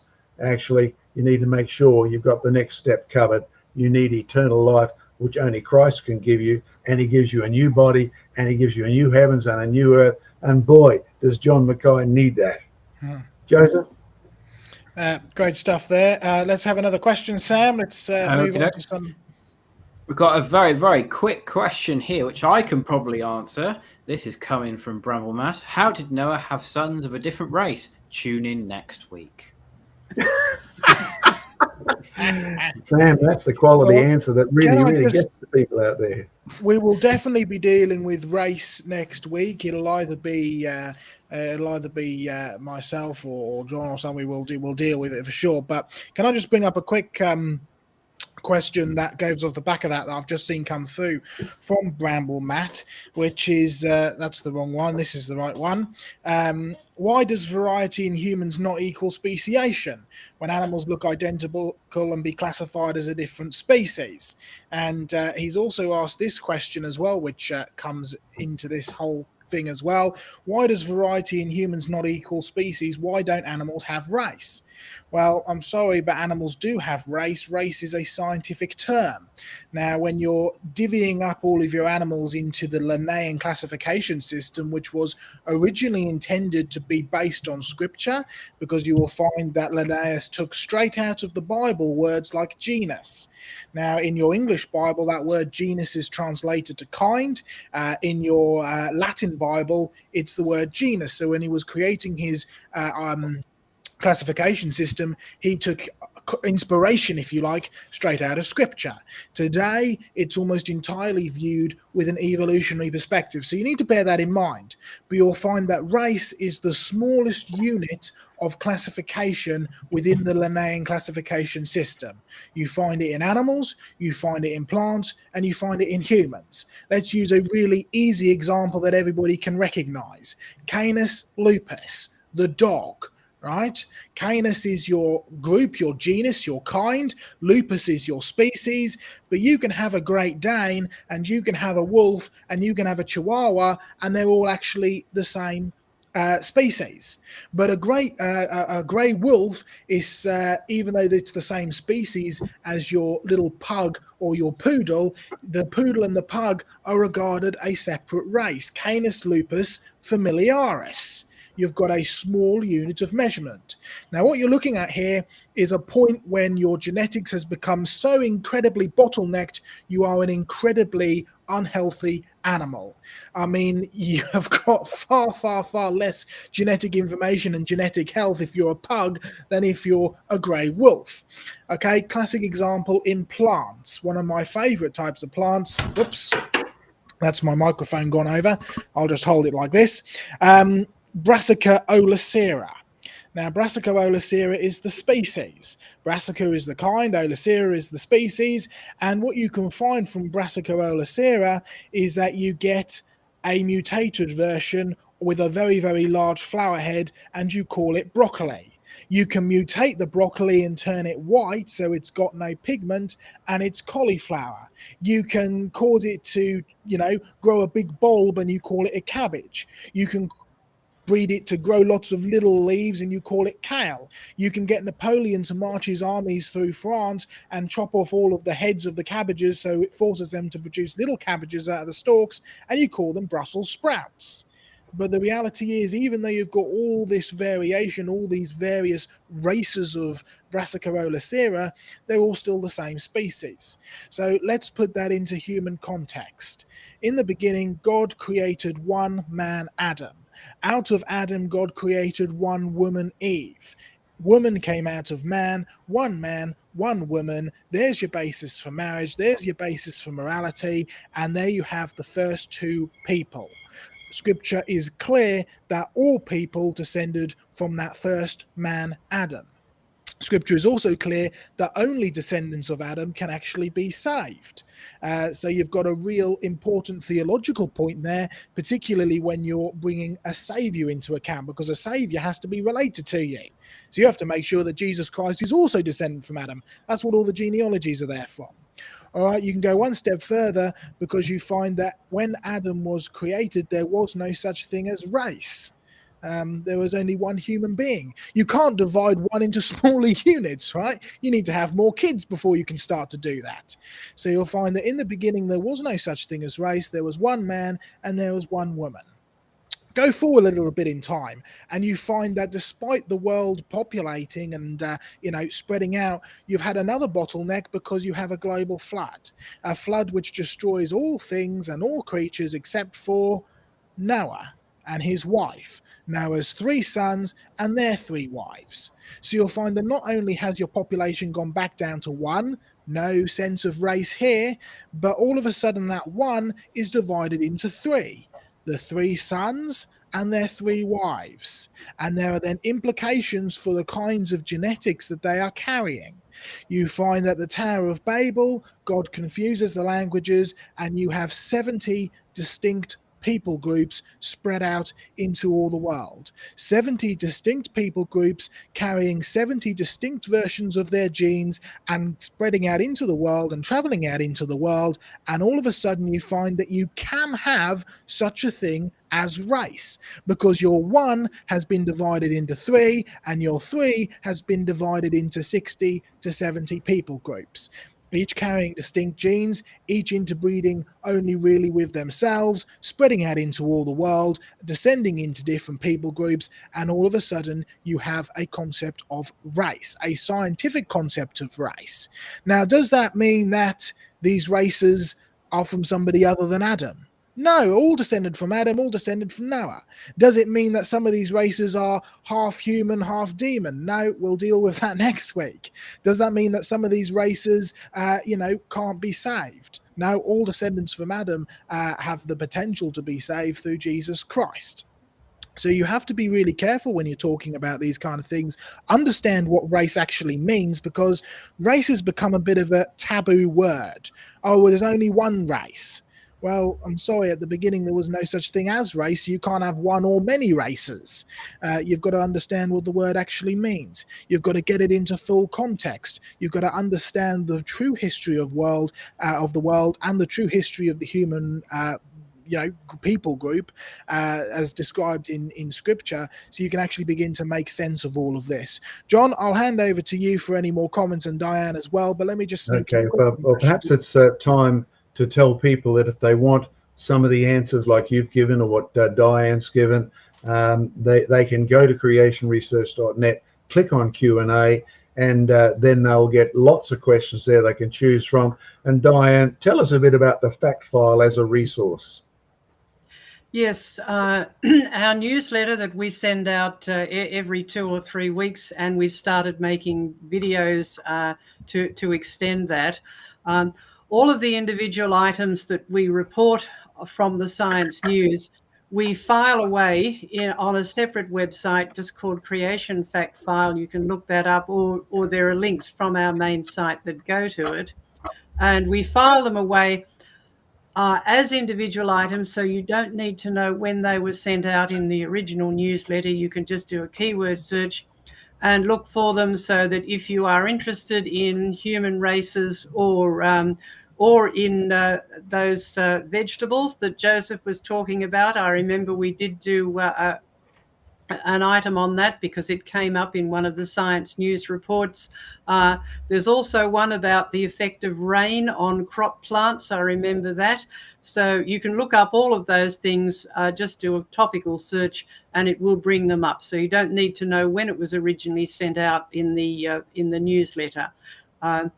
So go to the Creation Research Fact File and you'll find hundreds and hundreds of these little reports just from the normal scientific news that's reported to everyone, and it helps you understand what's being discovered and give you a biblical understanding of how it fits into the history of the world, and how some things which are purported to be evolution are in fact very good evidence for the biblical history of the world of starting out good but going downhill. And if you want to see more of Craig and his work with seahorses and his wife's work particularly, you can see that on some of our videos, which are now available as MP4s. So you download them, you'll be blessed, and you'll help our work as well, cost-wise. And for those of you who've sent donations, thank you, thank you, thank you. Yes, we're still trying to sum up enough for Joseph's new laptop, and obviously a new microphone stand. He's belted the last one on the head. Hopefully he'll reconstruct that one. And can I encourage you, go to our websites and have a look at the research one, where you will see exclusively all the research on the Strata machine. And if you're down the Gold Coast in Australia, I'm at a Gold Coast Baptist on Sunday night, tomorrow night here in Australia. And I'd encourage you, come and join us at 6 o'clock, and you'll get a big picture on Noah's flood, what's used to hide it from public sight. And we'll probably sneak in, why did China sell wheat to Russia? Actually, that's Mr. Putin, and we've done all of that. That's being broadcast. When are you going to broadcast that little half hour, Joseph? That's going out tonight. It'll be going out around half an hour after we finish this broadcast, so do catch that. It should be good.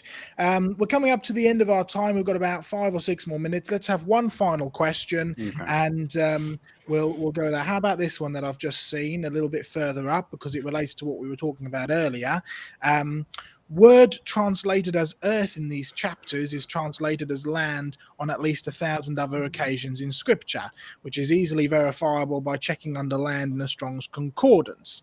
If I could give one quick comment, John, and then I'll hand it over to you. We're talking about, of course, was the flood global and all of that. You'll find that there are 2 main words used for land in scripture. There's eretz and there's tevet. Now, you want to be looking at the word eretz because that's the one which is used in the context of the first 11 chapters of Genesis, where it's used over 90 times, right? So it's quite a common word to be used in the first chapter of Genesis. Tevet is used later on in the Psalms. All right, over 90 uses in the first 11 chapters of Genesis, 87.5% of the times that it's used, it is always global in occurrence. You'll find a smaller amount of times it can be used to reference just land. Point in case, in the beginning, God created the heavens and the eretz, heavens and the earth. There's no denying the context there. We're talking about the entire globe, the entire planet. But later on day 3, where it says, and God called the dry land eretz, all of a sudden we're not talking about the whole globe. We're not talking about the whole planet. We're talking about a portion of the planet. We're talking about a portion of dry land. The dry land was the eretz, the earth. The water was called the seas. So you're right that this can be used to describe a portion of land, but it can also be used to describe the entire planet. How do we tell the difference? The answer is key: context. All right? There's no denying that the word eretz is being used as the global context when we're talking about God created the heavens and the earth. There's no denying that the word eretz is being used in a local piece of land context or a portion of land context when it says that the waters, the dry land appeared and he called it the earth. All right, let's apply this to Noah's flood, and I'll make 2 points and then hand it over to John. The first one is you find clearly from all of the context that it was global in its entirety. The very fact that Noah took birds on board the ark is evidence that it was global, because we have birds today that migrate from the North Pole to the South Pole and back again, right? Just because they like a bit of sun. So you have more than enough capability of actually moving birds by themselves and moving animals through migration. So the fact that Noah had to take even all these animals on board, including birds, shows you that it was global. The fact that Noah didn't just move over to a portion of land which wasn't going to be flooded also shows that it's global. The fact that it talks about covering the highest mountains shows that it's global, because by the time you get that high, you've got a worldwide flood anyway. But remember the word we used earlier, marbul? The Lord sits over the marbul, the flood. John explained earlier this word marbul is clearly in context of talking about Noah's flood.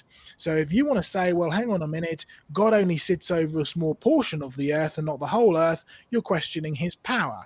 You're also questioning his authority. And remember the promise that God gave to Noah at the end of the flood? I will never flood the earth in this way again. Now, John, I know that you've had many, many floods in Australia over the years. So what you've got to be careful of doing is calling God a liar, which is exactly what you're doing if you're trying to say that the flood was only local in extent. So, John, any comments from you?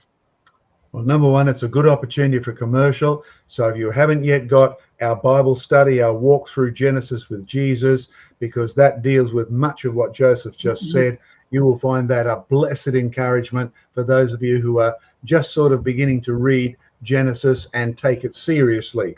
I guess I've only got time for 1 or 2 little points here. If you want to expand into what Joseph said, you've heard me quote Genesis chapter 1, the first bit, many, many times in Hebrew. Beresheth bara Elohim. In the beginning, Beresheth, created he, a male verb, God, right? And God is a plural. It ends with I am. Okay, now we've spoken on that quite a bit of times, but the next little bit is ha mayim. the heavens, a plural. And don't be surprised later on you learn there's a first heavens, a second heavens, a third heavens. Mayim, the heavens, the eretz, the earth. Okay, now the point we've made over and over again is in language, it doesn't matter what language you're talking about, and I'm always grateful for the two Hebrew linguists that I got to take me through the basics of Hebrew.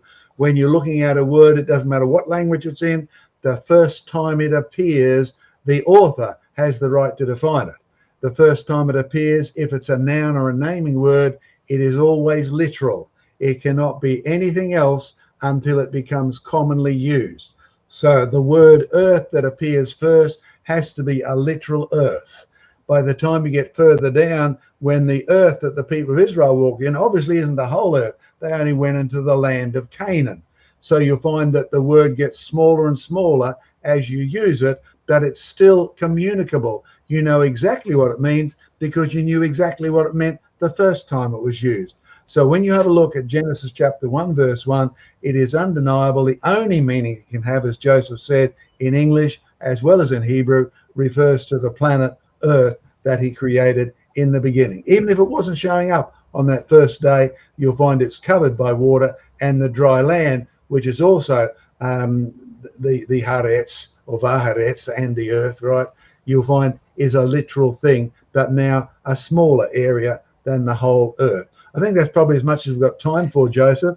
And again, use Strong's. Can I encourage you, get your blue letter Bible, which, as we always tell people, starts with King James for one reason. We've had 400 years to write commentaries on King James. You can't beat it in terms of the commentaries and all sorts of things, and it will take you to every other translation. You can judge it for how good or how bad it is, and all the key words in Greek or in Hebrew, you'll be able to cross-reference them, trace them as easy as one thing.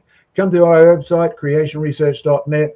I guess, Sam, one thing from you, you set up a merch shop last week. Finish off by telling us how folks can find things on that and encourage us, because we get a percentage, I believe, of anything sold on that site, correct? Yes, that's absolutely true. So I'm going to stick up a caption now for people to grab some merchandise. We've got, well, as some of you may know, we've done a whole new rebrand of the Creation Research logo. So you can grab some merchandise there. It's got T-shirts, it's got mugs, it's got, I believe, some stickers on there, all sorts of things. Really, really high quality stuff, and we get a percentage of all the sales that are made, and that will get poured directly back into the ministry. So it's another way of helping us. When you're out and about, you can represent Creation Research, and people just, oh, that's a cool logo. What's that? You can say, well, come check out Creation Conversations and Creation Research. So just follow that link on the screen, head over to the merch store, grab yourself something, and look cool. Yeah, look really cool. And the reason we understand merch is we knew the first word, merchandise, was something literal. Sorry, I had to sneak that in there. All right, Joseph, back to you. If I could just interject, Joe, we have had some donations. Go for it. Yes, before we finish. My computer is frozen though. Okay, fine. Hang on. Oh, it might be good. Here we go. Yeah, I've got it. Right. Okay, here we go. So we have had a donation from George Bond for 20 Aussie buckaroos. This was earlier on the night, and he said that deserves a donation. So thank you so much for that. God bless you. Had a donation from Brandon as well for $19.99 US buckaroos. And here's some more help. Keep it up. We've had some more. If I scroll really quickly down to try and sneak this in, we've had $19.99 US dollars from Redefine Living for the computer. Thanks, fellas. May God continue to bless you. God bless you, mate. Thank you so much. And that's it. There we go. Great stuff. Thank you all very much for the donations. We really do appreciate it. We've had so many questions for this Q&A. It's been wonderful, and I know there are questions that we didn't get to. I saw a question about dinosaurs earlier and all sorts. So we will keep hold of your questions. We will use them as we go through with our broadcasts. If there's not a lot of questions come through, we'll use them, or we will store them all up and we will use them at our Q&A session. Just to give you a reminder that what we do is we hold a series of these creation conversations, and then we finish with a Q&A, and then we start the next week with a special topic. Of course, we're finished with a Q&A session today, so our next week is our special birthday celebrations, and we are really looking forward to that. So make sure you tune in for that. We've got some great stuff planned and some great ideas, so tune into all that. We look forward to it.